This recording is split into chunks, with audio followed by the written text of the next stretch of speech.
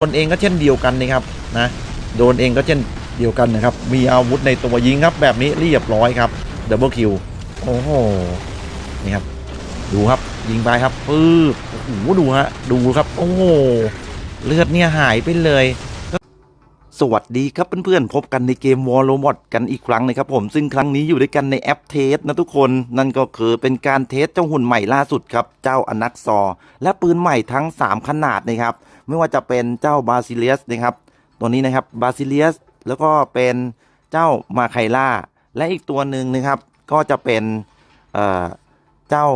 วีลอสนะครับวีลอสเป็นปืนขนาดเบานะครับนะวีลอสขนาดเบานะครับก็จะมาพูดถึงปืนครับเมื่ออาทิตย์ที่แล้วเนี่ยได้พูดถึงเรื่องหุ่นไปแล้วนะครับวันนี้เราจะมาดูว่าปืนในแอปเทสหรือปืนใหม่ที่กำลังจะเข้ามานะครับมันจะเล่นดีไหมสนุกเปล่าเอฟเฟกต์เป็นยังไงเมื่ออัปเดตล่าสุดนะครับในอาทิตย์นี้กำลังจะจบลงผมก็มาสรุปให้เพื่อนๆได้รับชมกันในวันนี้นะครับติดมากับหุ่นหลายตัวเลยครับไม่ว่าจะเป็นนักดาบครับซอสยูนิตนะติดมาครบชุดครับแล้วก็พัดไฟเดอร์ตัวตึงที่สามารถที่จะใส่สกิลเปิดโล่ได้นะครับแล้วก็ตัวอนักซอเองนะครับและรวมไปถึงเจ้าฮัสตาตัสด้วยก็เรียกได้ว่าแล้วก็จระเข้เป็นหุ่นชั้นนำทั้งหมดเลยครับที่เพื่อนๆมีอยู่หรือกำลังจะได้และถ้าเกิดติดกับปืนใหม่แล้วจะเป็นยังไงนะครับเราก็จะมาคุยกันในคลิปนี้สำหรับแอปเทสนะครับก็น่าจะเป็นเทสสุดท้ายแล้วล่ะถ้าไม่มีอะไรผิดพลาดนะครับเพราะว่าใกล้จะถึงเวลาอัปเดตกันแล้วนะก็เรียกได้ว่าหุ่นใหม่ปืนใหม่กำลังจะเข้ามาคลิปนี้มาคุยกันหน่อยว่าปืนนั้นมันน่าเล่นขนาดไหนแล้วยิงแล้วเป็นยังไงเอฟเฟกต์เป็นยังไงไปรับชมกันเลยครับผมถ้าเพื่อนๆเติม DJM ก็อย่าลืมใส่โค้ด RUNGCH ด้วยนะครับผมลิงก์ร้านค้าอยู่ใต้คลิปแล้วนะทุกคนขอบคุณครับเรามาเริ่มกันเลยครับผมแต่ก่อนอื่นเนี่ยต้องบอกก่อนนะครับคลิปนี้ไม่ได้หมายความว่าปืนใหม่ติดกับหุ่นตัวไหนแล้วจะดีหรือนะครับอย่างเช่นผมติดมากับฮัตตัสไม่ได้หมายความว่าฮัตตัสจะเล่นดีนะครับขึ้นอยู่กับวิจารณญาณในการติดนะครับกับหุ่นยนต์ที่เพื่อนๆนำมาใช้นะครับเป็นภาพประกอบนะครับเพราะวันนี้เราจะมาคุยเรื่องปืนนะครับที่จะเข้ามาใหม่นะครับปืนที่เข้ามาใหม่นะครับจุดเด่นเลยนะครับข้อดีเลยก็คือมีอัตราการยิงที่เร็วมากๆและกระสุนนะครับในแมกกาซีนก็ค่อนข้างเยอะด้วยนะครับคือกระสุนเนี่ยอาจจะดูหมดเร็วก็จริงแต่อัตราการลั่นที่ออกไปเนี่ยคือเยอะมากๆเลยนะครับคือกระสุนออกไปเยอะแล้วก็เร็วมากๆครับจึงทำให้เลือดของคู่ต่อสู้เนี่ยเวลาโดนยิงเต็มๆเนี่ยอย่างเงี้ยครับคือจะลดเร็วมากๆฮะดูครับจะลดเร็วมากๆเลยนะถ้าโดนเต็มๆนี่ครับตอนนี้นะครับข้อเสียของมันเนี่ยแทบจะไม่มีเลยระยะ500นะครับมันถือว่าเป็นอาวุธที่น่ากลัวมากๆนะครับ500ลงมานะจนถึงต่ำกว่า500นะครับถ้าโดนยิงระยะประชิดใกล้ๆนี่คือโดนทั้งแม็กนี่ตายแน่นอนนะครับคือมันเป็นกระสุนพิเศษนะครับซึ่งเอฟเฟกต์ผมลืมบอกไปตั้งแต่ต้นคลิปนะครับกระสุนปืนชนิดนี้มีเอฟเฟกต์นะครับยับยั้งการฮิวเลือดนะครับแล้วก็สามารถเจาะเกราะแข็งได้ดีมากๆนะครับเพราะมันเป็นกระสุนหัวตะปูนะครับประมาณนั้นแปลมาบอกเป็นหัวตะปูก็น่าจะประมาณว่าเป็นกระสุนเจาะเกราะอะไรประมาณนี้นะครับนะก็บอกได้เลยว่าเป็นปืนที่น่าสนใจมากๆนะครับนะน่าสนใจมากๆนะครับสำหรับอัปเดตหน้านี่ครับดูฮะโอ้โหมันไปแบบเร็วจัดเลยนะกระสุนนี่เร็วมากๆฮะถ้าเป้านิ่งๆนี่โดนเข้าไปนี่คือโอ้โหนี่ฮะถ้าหัดยิงให้กล้องแม่นๆดูดินี่ครับแต่อันนี้รู้สึกทนจังเลยนี่ครับรู้สึกทนจังเลยเรียบร้อยครับแตกหนึ่งนะครับนี่ก็เป็นภาพตัวอย่างนะครับสำหรับปืนใหม่ที่จะเข้ามาย้ำกันอีก1ครั้งนะครับมันมีเอฟเฟกต์นะครับยับยั้งการหิวเลือดดูครับทุกคนนี่โดนยิงไปครับโดนเองก็เช่นเดียวกันนะครับนะโดนเองก็เช่นเดียวกันนะครับมีอาวุธในตัวยิงครับแบบนี้เรียบร้อยครับดับเบิลคิวนะครับตัวไหนที่บอบบางเลือดน้อยนี่โหจระเข้ครับยังไม่ตายนะครับจระเข้เจอฮัสตัสก็ลำบากนิดนึงนะครับเพราะว่าฮัสตัสเปิดโล่ได้นะครับโดยใช้สกิลยิงเข้าไปฮะดูครับโดนยิงอีกแล้วใครมาโอ้โหนี่ครับดูครับยิงไปครับปื๊บโอ้โหดูฮะดูครับโอ้โหเลือดเนี่ยหายไปเลยก็คือประมาณว่า1แม็กนะครับก็เท่ากับ1คิวถ้าไม่ติดเอฟเฟกต์ต่างๆของศัตรูนะ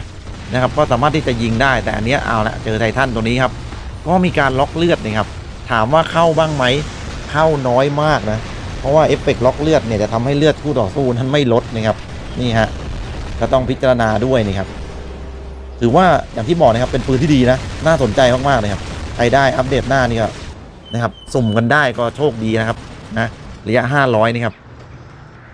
และอีกอย่างหนึ่งก็คืออัปเดตหน้านั้นมีการบัฟเนิร์ฟกันเกิดขึ้นด้วยนะครับและหลายตัวนี่ก็โดนบัฟโดนเนิร์ฟกันนะครับส่วนใหญ่ก็โดนเนิร์ฟแหละไม่ว่าจะเป็นจระเข้หรือว่าตัวอื่นๆนะครับก็ทำให้ปืนชนิดนี้นี่อาจจะมาครองนะครับอาจจะมาครองระยะนี้นะครับผมคือถ้าพูดกันตามตรงเนี่ยโอ้โหดูดิวูบหายเลยนะครับถ้ายิงโดนจังหวะที่สำคัญหรือ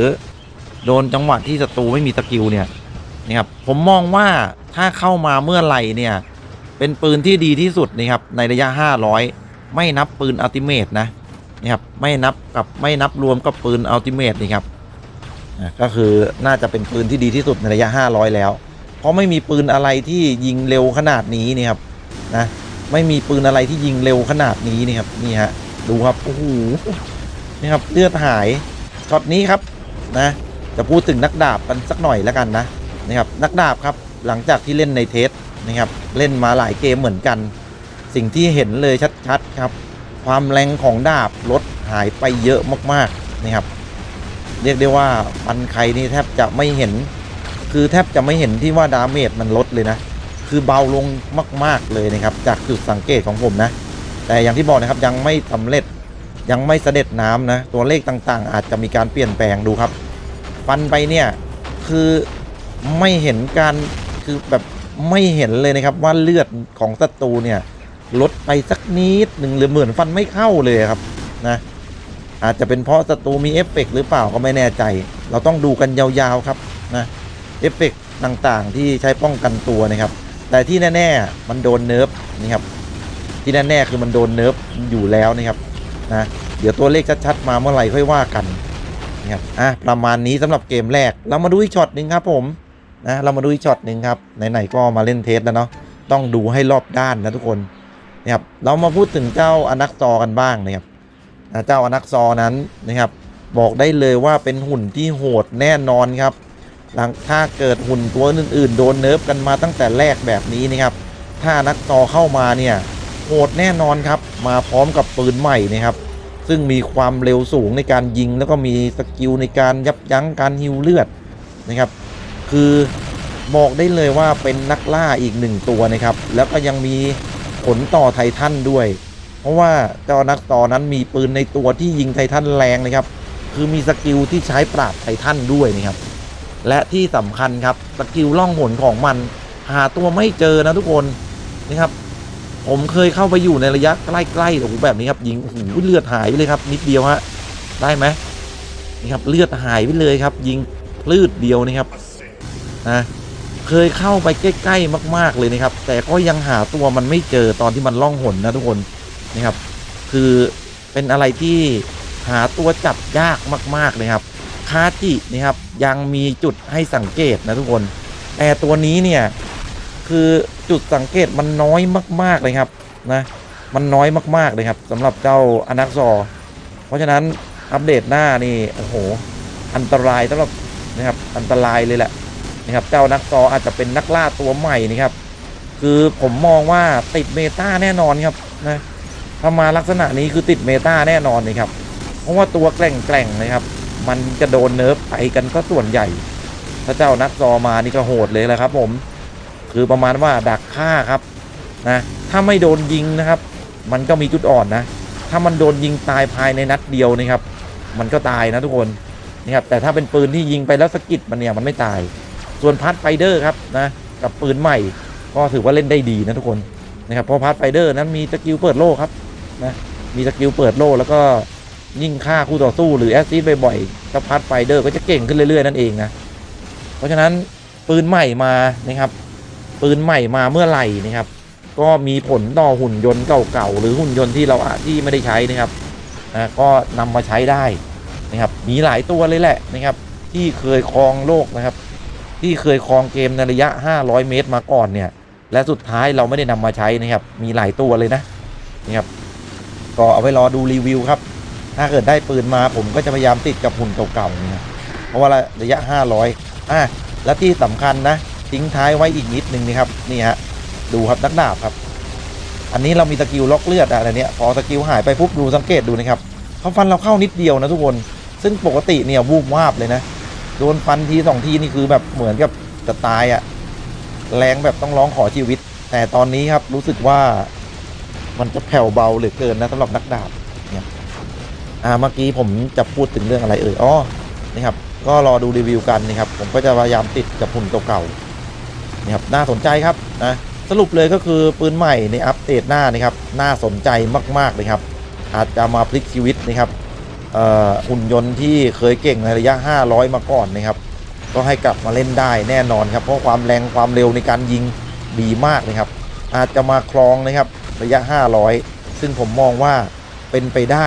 อย่างมากเลยนะครับนะเป็นไปได้อย่างมากเลยแหละนะครับจังหวะนี้เพราะปืนแรงๆตอนนี้นะครับอย่างเช่นปืนของคาจินะครับสายโยนขึ้นสายโยนหัวเนี่ยอัปเดตหน้าก็จะโดนเนิร์ฟนะครับให้มีการล็อกเป้าแล้วก็มีการทิ้งระยะในการยิงด้วยนะครับหมายถึงว่าต้องรอเวลาในการล็อกเป้านะครับส่วนปืนที่แรงมากๆอย่างปืนตระกูลของจระเข้ก็ต้องยิงในระยะ350นะครับเพราะฉะนั้นนะครับการจะฝ่าดงกระสุนของปืนใหม่เข้ามาในระยะใกล้ๆเป็นเรื่องยากมากๆเลยครับนะมันรีโหลดเพียงแค่5วินาทีกระสุนก็เยอะยิงก็เร็วนะครับแรงก็แรงแบบนี้เรียกได้ว่าสายแท้งครับลำบากอีกแล้วน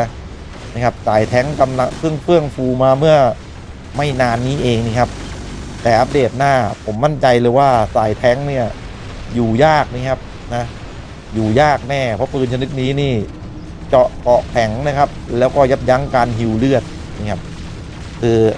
ค่อนข้างลำบากฮะสายสไนเปอร์อยู่สบายครับนะเพราะว่าปืนยังไงก็ยิงได้แค่500เมตรนะครับสายสไนเปอร์อาจจะมาล่าเจ้าอนักซอกันได้นะเพราะว่านัดเดียวเปรี้ยงเดียวอาจจะทำให้อนักซอแตกนะครับไม่มีโอกาสได้หายตัวก็เป็นอะไรทั้งที่ดีมากๆนะครับได้ปรับเปลี่ยนการเล่นนะครับได้ผสมผสานสิ่งต่างๆมากมายนะเนี่ยดูสิทุกคนพอยิงโดนไปแล้วเนี่ยหาไม่เจอนะครับมองแทบไม่เห็นเลยนะเนี่ยผมพยายามหานะครับเนี่ยโอ้ไม้กีนะครับเนี่ยอย่างเงี้ยนะครับคือแหมหาตัวยากนะครับก็มีประมาณนี้ครับแล้วเอาไว้เจอกันใหม่คลิปหน้ามีความคิดเห็นยังไงคอมเมนต์เข้ามาคุยกันบ๊ายบายสวัสดีครับผม